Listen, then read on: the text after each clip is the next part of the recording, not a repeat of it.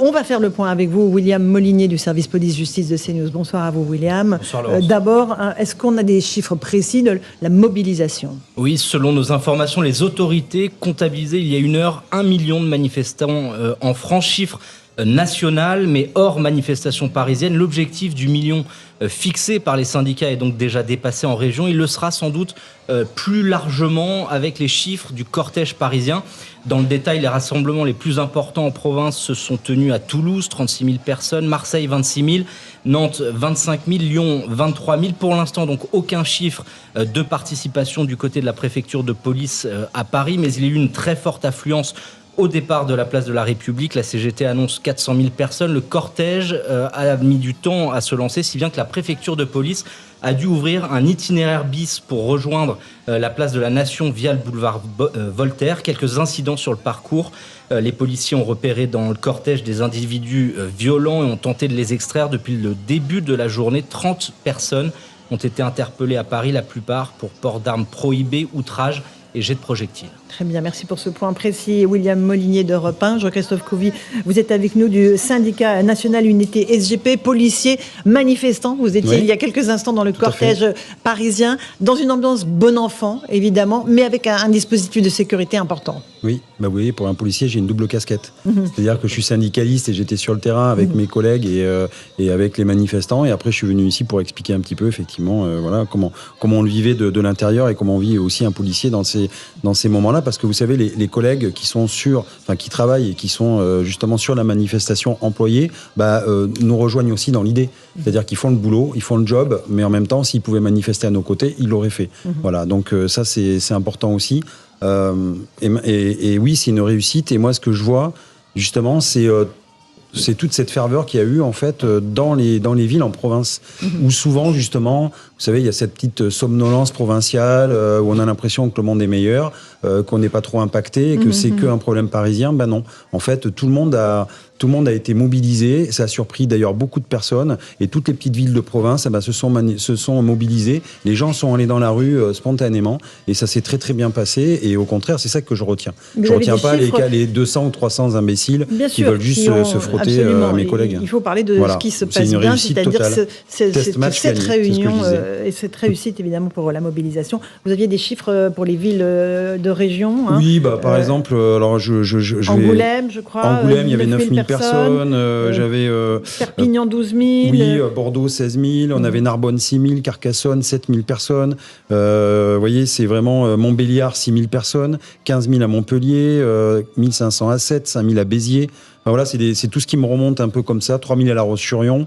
Cholet, 3100 personnes. Enfin, on voit que vraiment, encore une fois, c'est des petites villes de province, mais qui se mobilisent beaucoup parce que voilà, les gens sont un carrefour de leur vie et ils veulent pas que des sachants leur donnent vraiment ce qu'ils doivent faire plus tard. Voilà, les chapeaux à plumes, c'est bien, mais les Français ont aussi envie de s'exprimer leur désaccord. Et ils se sont exprimés aujourd'hui. Ils se sont exprimés. On a été rejoint par Fabien Villedieu, représentant Sudrail. Bonsoir, Monsieur Villedieu. Bonsoir. La journée est une réussite, la mobilisation est une réussite. On n'a pas encore les chiffres officiels, mais on sera sans doute à plus d'1 million de personnes mobilisées. Vous nous aviez dit il y a quelques jours, c'est le seuil minimum pour pouvoir peser dans la suite de ce qui va se passer. Écoutez, moi je suis content, hein, j'ai gagné mon pari. Voilà, je vous avais dit il n'y a pas longtemps qu'on passerait le million, on a passé le million. Alors je ne sais pas exactement de combien. On attend les chiffres précis. Mais, et par ailleurs, ce qui est particulièrement, moi en tout cas ce que j'ai trouvé marquant, c'est la province.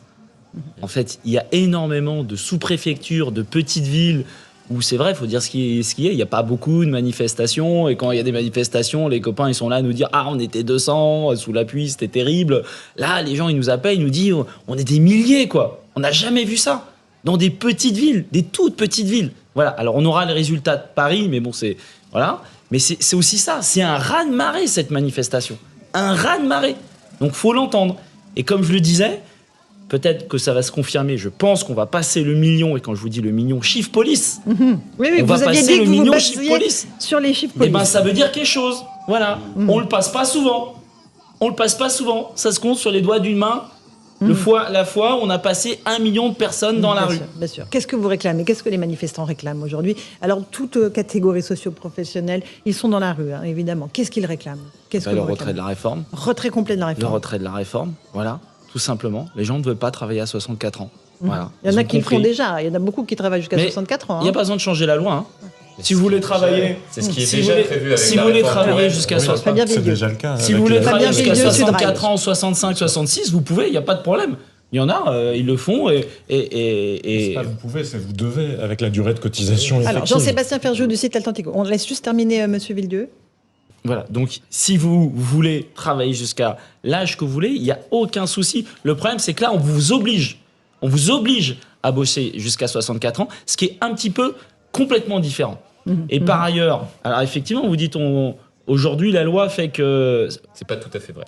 on pousse les gens, parce qu'effectivement, pour avoir une pension à peu près correcte, ça vous pousse jusque-là. Mais là, je pense qu'avec ce système-là qui va décaler de 2 ans, il y a énormément de gens qui se trouvent ça injuste, parce que déjà, ils ont du mal à se voir travailler à 62 ans. Parce que c'est ça la réalité. Pourquoi les gens trouvent ça injuste? Parce qu'aujourd'hui, ils trouvent que bosser déjà à 62 ans, c'est pas possible. Alors 64, Fabien Villedieu de Sudrail est avec nous. Il est 18h, bientôt 6. On est en direct sur CNews et sur Europe 1 pour évoquer cette grande journée de mobilisation contre la réforme des retraites. On va rejoindre l'une de nos équipes dans les cortèges, Maureen Vidal avec Fabrice Elsner. Vous êtes avec Frédéric, un taxi qui lui aussi est venu manifester. C'est bien cela, Maureen? Et oui, Laurence, c'est ça. Là, je suis actuellement à Nation, à la ligne d'arrivée de la manifestation. Et c'est dans une ambiance plutôt bon enfant, comme vous pouvez voir autour de moi. Il n'y a pas beaucoup de bruit. Les gens sont plutôt calmes. Le trajet de Bastille à Nation s'est passé très calmement avec une foule même plutôt éparse. Les manifestants sont donc satisfaits ici. Ils revendiquent ce pourquoi ils sont venus. Enfin, le projet de loi de réforme des retraites. Nous sommes d'ailleurs, comme vous avez dit, avec Frédéric, taxi parisien. Alors, Frédéric, bonjour. Alors, dites-nous, êtes-vous satisfait déjà de cette manifestation ? Mais oui, tout à fait. De la République, c'était vraiment très dense, très compact. On était des centaines de milliers et voilà, tout le monde a convergé jusqu'à la Nation et vraiment, c'est une réussite sur Paris. Est-ce que vous pensez que le gouvernement va reculer face à toutes ces manifestations et à ce mouvement ? Oui, de toute façon, il est obligé, là, vu le nombre de personnes à Paris et en province et d'autres manifestations prévues samedi. Vraiment, les gens ont fait le maximum pour se déplacer. Moi, j'ai fait des petits pas pour un grand combat. Vous serez là, vous, pour les autres manifestations, du coup ? Oui, tout à fait, ouais, samedi aussi, rebelote. Et que pensez-vous des heurts qui ont eu lieu un petit peu plus tôt, tout à l'heure, un petit peu plus tôt dans le cortège? Il y a eu les Black Blocs contre les forces de l'ordre. Que pensez-vous de ces personnes qui viennent et qui potentiellement peuvent gâcher pour certains manifestants cette manifestation? Oui, effectivement, ça gâche toujours un peu la manifestation, mais ça c'était à prévoir. Et ça c'est au CRS de gérer ça et les interpeller plus rapidement pour éviter que ça s'aggrave de plus en plus, parce qu'il y a des gens, des Parisiens qui habitent sur ces axes-là, et de voir des voitures brûlées, c'est pas chouette. Merci beaucoup Frédéric. Merci. Merci beaucoup, Maureen. Vous vouliez continuer? Vous aviez un truc à nous dire en plus? Non, c'était juste pour faire une petite conclusion sur la satisfaction dans l'ensemble ici à Nation des manifestants du coup. Merci beaucoup Maureen Vidal, Fabrice Elsner. On le voit effectivement, cette mobilisation réussie. Jean-Christophe Couvi, vous êtes policier du syndicat national Unité SGP. Il y a eu 2 moments de tension, très très brefs, 15h45, 16h30, où des Black Blocs ont tenté de semer la zizanie, mais ça a été extrêmement vite circonscrit par vos collègues. Oui, tout à fait. On a changé de logiciel, je vous dis, depuis quelques temps. Et effectivement, on est beaucoup plus dynamique sur les petits groupes comme ça qui sont juste là pour en découdre. Dès qu'on peut intervenir, on intervient, on isole, on interpelle. Après, maintenant, à la justice de punir, chacun son job. Mais j'espère qu'un jour, ils seront vraiment sérieusement punis. Et puis, de temps en temps, une petite charge républicaine, ça remet aussi les idées en place. Parce que, en fait, souvent, ils comprennent aussi un peu que ça. Voilà, ils veulent de l'affrontement. Et nous, c'est bien, on les interpelle. Et en fait, on est beaucoup plus proactif qu'à une époque, où on subissait. Et là, maintenant, on a décidé d'intervenir très rapidement pour éviter justement qu'ils se coagulent, qu'ils deviennent un peu plus compacts. Et forcément, quand on a une force qui est en nombre, elle est beaucoup plus difficile à manœuvrer, en fait. Donc là, en fait, on isole les petits groupes, on les interpelle et on les ramène au poste. Et vous le disiez, les syndicats étaient en formation très resserrée, donc c'est extrêmement difficile aussi de se mettre dans les interstices. Hein. Oui, vous voyez, quand on signe une déclaration de manifestation, que tout est carré, qu'on a un service d'ordre vraiment qui est homogène, avec des confédérations qui se parlent, qui laissent très peu justement d'interstices entre les confédérations, on voit bien que il y a des difficultés à s'immiscer dedans. On voit bien aussi que on veut pas nous voler ce moment. Voilà, on a aujourd'hui, c'était une manifestation qui était populaire, qui est pacifiste, et on voulait vraiment pas qu'il y ait des débordements, de la violence. Donc du coup, oui, toutes les confédérations ont pris leur patin et ont musclé un peu le service d'ordre pour que on nous vole pas ce moment historique. Fabien Villedieu de Sudrail, vous nous aviez dit il y a 2 jours, il faut qu'on puisse venir manifester dans le calme, dans la paix, dans la sérénité, avec des poussettes s'il le faut. Ça a été le cas en grande majorité en région. Bon, 2 incidents mineurs pour l'instant à Paris. On peut dire que même de ce côté-là, côté sécurité, la journée est réussie. Oui, par ailleurs, moi j'étais solidaire, on était tout devant. Donc j'ai vu un petit peu ce qui s'est passé. Parce qu'il faut se rendre compte, c'est que 99% des gens du cortège, parce que j'ai remonté, ils se sont même pas rendus compte de ce qui se passait. On leur avait dit effectivement devant. Et voilà, moi je suis pas fan des hold-up. Voilà. Il y a des millions de gens qui se sont déplacés, ou des milliers de gens qui se sont déplacés. Et effectivement, il n'y a rien de plus agaçant qu'à la fin, alors que tu n'as même pas vu, parce que 90% des gens n'ont rien vu. C'était la bonne ambiance, ça chantait, ça tapait dans les mains, voilà. Et vous venez, vous regardez la télé, et vous voyez des mecs qui brûlent. Enfin, ça s'appelle un hold-up, voilà. Donc, ras-le-bol des hold-up. Donc, moi, je ne suis pas fan de ce genre de truc. Les manifs se sont très bien passés. Et ça, c'est super. Il y avait une super ambiance. Moi, je reviens, hein, j'ai une patate. Là, j'ai pas beaucoup de voix parce que j'ai pas arrêté de crier, gueuler, chanter. Voilà. Et ça fait du bien. C'est ça, les manifestations. Les manifestations, c'est ça. Et ça, c'est la force du monde. Et moi, je crois à la force du nombre. Et peut-être que la détermination des manifestants à ne pas se laisser faire voler ce moment-là, peut-être que les Black Blocs l'ont ressenti et qu'ils étaient moins présents. Oui, ils ont vu que la mayonnaise prenait pas, ils ont vu que de toute façon les manifestants les ignorent complètement parce qu'on n'est pas là pour leur combat à eux, on est là pour notre combat à nous, citoyens, pour nos retraites, pour notre avenir. Et donc en fait, ils avaient même pas le droit on va pas leur donner trop d'importance parce qu'il reste toujours une petite minorité. Et effectivement, je suis d'accord, on n'était pas là aujourd'hui que pour se compter. On est là pour gagner. C'est-à-dire qu'on est là vraiment pour infléchir cette réforme des retraites et pour, encore une fois, éveiller un peu les consciences et montrer que c'est pas ce qu'on nous vend qui est toujours la vérité. Thibaut Hu est sur le cortège. Thibaut Hu, journaliste à Europe 1. Racontez-nous un petit peu comment s'est passée votre journée de manifestation, Thibaut. Eh bien, Laurence, elle a eu du mal à commencer cette journée de manifestation. D'abord parce que vous le disiez tout à l'heure, effectivement, il y a eu plusieurs débordements juste avant place de la Bastille. Donc ça a bloqué le cortège pendant un moment, pendant plus d'1 heure. Il y a eu donc ces cordons de CRS, de sécurité qui se sont déployés. On a pu assister à plusieurs charges assez violentes, des jets de projectiles contre la police, contre certaines vitrines. Donc à plusieurs reprises, du gaz lacrymogène a été utilisé, mais aussi des grenades de dispersion.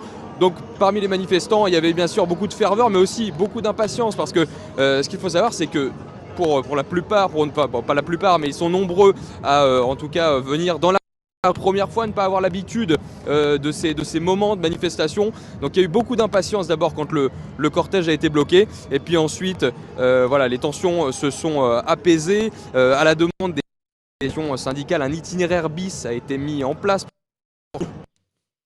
Alors, on a un tout petit problème avec la liaison de Thibaut Hu. On va essayer de le retrouver dans un instant avec une liaison un tout petit peu plus stable. Éric Revel, vous êtes avec nous, journaliste. Test match réussi, on le disait avec M. Couvi et M. Villedieu. Qu'est-ce qui va se passer maintenant ? Réunion des syndicats dans la soirée. Bien sûr. Et ils vont peser de cette journée réussie. Électorale qui voit les syndicats majoritairement élus ce soir, une grande majorité, parce qu'on peut partager... Je sens l'ironie dans votre voix. Oui, un petit peu. Il faut dire 2 choses, à mon avis. La première, c'est que c'est une mobilisation très réussie, il n'y a pas de doute. Et la deuxième chose, moi je tiens à le souligner, ça fait longtemps qu'on n'a pas vu une manifestation de cette ampleur, mais de cette ampleur sans incident majeur. Et ça, il faut saluer sans doute les services d'ordre des syndicats, des confédérations. Il faut aussi peut-être s'interroger, M. Couvi, parce que ça m'a toujours frappé quand le mouvement des Gilets jaunes s'est déployé. Vous aviez plus de mal à canaliser les Black Blocs que vous en avez eu visiblement aujourd'hui, ou alors ils étaient moins nombreux. je ne sais pas. Ou alors vous avez changé de doctrine, mais... Les ordres donnés n'étaient pas les mêmes. Mais c'était peut-être pas la même chose. Ça tient peut-être au fait que le ministre de l'Intérieur est en Espagne aussi et qu'il s'est préoccupé. Non, là, je rigole un peu. Je vais vous laisser répondre. Alors, maintenant, ce qu'on attend de la réunion des syndicats... Voilà. Alors, moi, à mon avis, c'est pas cette manifestation, même si elle est massive, qui va faire plier le gouvernement et le président de la République. On la savait massive, c'est confirmé. Au-delà de massive, bon, très bien. Maintenant, c'est la durée et quels vont être les mots d'ordre des syndicats. Alors, j'entends Monsieur Villedieu qui dit, non, il faut retirer toute la réforme. J'ai commencé par parler de soirée électorale parce que, en réalité, on a l'impression, si vous voulez, que les syndicats sont très contents, en fait, de ce qui s'est passé pour une raison très simple, c'est que les syndicats jouaient gros aussi sur cette manifestation, parce qu'il fallait qu'ils montrent qu'ils étaient crédibles à mobiliser des gens qui ne sont pas anti-système syndical, qui ne se mobilisent pas en dehors des syndicats, comme on a vu tous ces mouvements depuis le mouvement des Gilets jaunes envahir le contexte social dans ce pays. Donc, je comprends que la soirée électorale est réussie pour les syndicats, parce que de ce point de vue-là, c'est aussi un triomphe pour eux. Maintenant, moi, ce qui me chagrine un peu, je vous dis, Monsieur Villedieu, c'est que derrière, une fois passée l'euphorie, il va falloir quand même que les syndicats nous disent s'ils veulent, enfin, au gouvernement, s'ils ne veulent rien de cette réforme, s'ils négocient ou pas, si la grève, si les mouvements sociaux vont durer ou pas, si le pays va être paralysé ou pas. Alors on va lui poser, on va le laisser répondre. Et ça, si vous voulez, c'est une fois que l'euphorie est passée, qu'on a bien chanté dans la manifestation. Maintenant. Fabien Villedieu, soyons qu'est-ce que sérieux. vous allez demander désormais? Alors retrait total de la réforme, ok. Le gouvernement va dire non. Qu'est-ce qui va se passer? Déjà qu'on passe pas trop vite sur le succès de cette manif. Voilà, je trouve que on y Next quoi. C'est un succès les Next, on n'en parle pas trop. C'est un gros succès. Une heure qu'on en parle. Et je suis particulièrement heureux. Et je peux vous dire que tous les gens qui sont venus et c'était galère de venir dans les manifestations, ils sont contents. Voilà. Donc moi je profite de ce moment le plus long possible. En matière de dialogue social, qu'est-ce que vous faites pour les suites? Parce que vous avez raison. Va falloir parler des suites. Moi, je ne sais strictement rien de ce qui va se passer demain. Voilà, si je le savais, je ne serais pas là, quoi. Je serais Madame Soleil. Voilà. Ce que je sais, par contre, c'est pour que les suites marchent, il faut un certain nombre d'ingrédients. D'abord, il faut l'unité syndicale. Je pense qu'une des raisons du succès de la journée d'aujourd'hui, c'est qu'il y a toutes les organisations syndicales. Ça, c'est indispensable. Ouais. Il faut que cette unité-là qui a marché, elle continue demain. Je ne sais pas si ça a l'air plutôt bien parti. Ils se réunissent ce soir. Ils se réunissent ce soir. Et deux, je pense aussi qu'il va falloir cranter en termes de mobilisation. Voilà. Faire plus. Faire plus.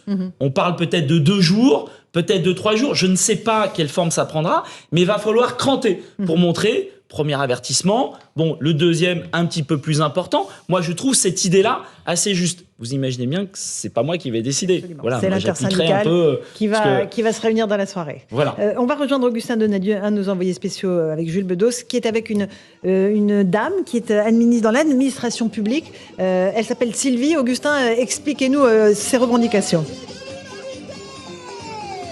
Effectivement, Sylvie qui a 42 ans, qui travaille dans l'administration publique et elle vient d'arriver avec la queue du cortège ici à la place de la Bastille. Sylvie, pourquoi vous êtes là aujourd'hui? Parce qu'on ne va pas travailler plus longtemps. On voit bien qu'on a de plus en plus de collègues autour de nous qui n'arrivent pas en bonne santé à l'âge où ils devraient prendre leur retraite. Les carrières sont incomplètes, donc on ne peut pas travailler plus longtemps. Et on a vraiment besoin de trouver autre chose comme piste de réforme. Alors nous, on a plein de propositions à la CGT, notamment de payer les femmes autant que les hommes, par exemple. Ça permettrait d'augmenter les financements.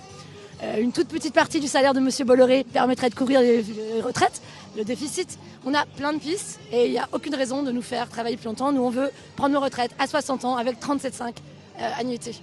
Cette mobilisation aujourd'hui conséquente partout en France, particulièrement à Paris, est-ce qu'elle vous encourage à continuer le combat? Évidemment, et on lâchera rien. Nous, ce qu'on veut, c'est vraiment l'abandon de la réforme et on veut même aller au-delà. Parce qu'on sait très bien qu'aujourd'hui, pour prendre sa retraite, comme nous le propose Macron, à 64 ans avec 43 années de cotisation, ça veut dire avoir commencé à cotiser à 21 ans. Le premier emploi stable pour un jeune, aujourd'hui, c'est 27 ans. Donc qu'est-ce que ça veut dire? Ça veut dire qu'on partira à la retraite beaucoup plus tard. 67, 70 ans. Dans la fonction publique, on nous propose de prendre nos retraites avec des prolongations d'activité, avec la réforme à 70 ans. Vous nous imaginez? Dans les bureaux à 70 ans, c'est impossible. Merci beaucoup Sylvie. Un mot sur les tensions qu'il y a eu tout à l'heure avec les forces de l'ordre. Est-ce qu'elles entachent un petit peu cette mobilisation? Alors nous, très sincèrement, on ne les a pas vues.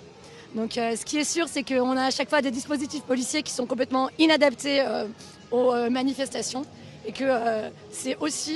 Tout est rentré dans l'ordre en tout cas. Voilà, tout est rentré dans l'ordre. Voilà. Merci beaucoup Sylvie, en tout cas on vous donne la parole, on continue de vous donner la parole sur CNews et on va continuer de progresser ici avec la queue de ce cortège de la place de la Bastille jusqu'à la place de la Nation. Merci Augustin Donadieu et Jules Bedos avec d'autres témoignages à venir. Florian Tardif du service politique de CNews.